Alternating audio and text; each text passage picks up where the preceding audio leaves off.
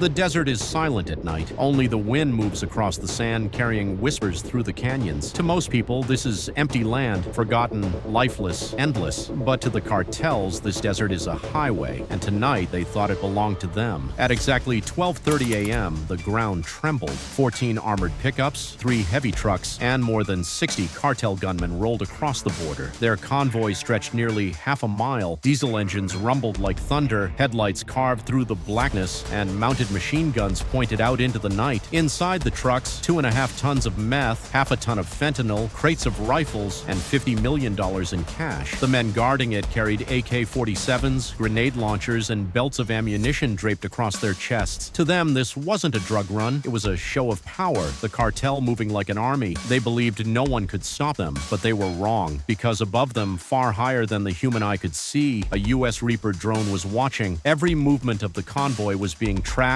recorded, and streamed live to command screens hundreds of miles away. The cartel thought they were invisible. In reality, they had already walked into a trap. For weeks, American intelligence had followed this shipment. They knew the route, they knew the schedule, and they knew the man in charge, El Galo, the rooster. Brutal, ruthless, and feared on both sides of the border, he was the kind of man who could order a dozen executions before breakfast. But tonight, El Galo had no idea his every move had been predicted. 10 miles ahead, the canyon walls narrowed into a natural choke point. What he didn't know was that 30 Navy SEALs had been there for 2 days, hidden under camouflage, silent as stone. Overhead, circling unseen in the clouds, an AC-130 gunship waited with its cannons loaded, and in the dirt beneath the canyon road, sensors and mines lay buried, ready to explode. The trap was perfect. All they had to do was wait. The convoy roared forward, engines echoing off the canyon walls. Inside one truck, a young gunman joked with his partner about the women they'd see when they reached Phoenix. Another lit a cigarette, flicking the ash out the window, laughing at the desert silence. They were calm, relaxed, convinced the night was theirs. Then the lead truck rolled over a hidden sensor, a tiny click beneath the tires. The driver never even heard it. A second later, the desert erupted. A wall of fire and steel shredded the first vehicles, throwing men into the air. Engines screamed, tires burst, ammunition cooked off in fiery bursts. The convoy skidded to a halt in panic. Doors flew open. Gunmen scrambled, shouting orders, spraying bullets blindly into the dark, but they were already surrounded. From the sky, the AC-130 opened fire. Its cannons thundered, lighting up the canyon with bursts of flame. One truck after another exploded, torn apart in seconds. The earth shook with every strike. Men screamed as the night turned into chaos. And then the SEALs moved. Silent shadows emerged from the canyon walls, night vision goggles glowing green, rifles locked onto targets. Their shots were precise,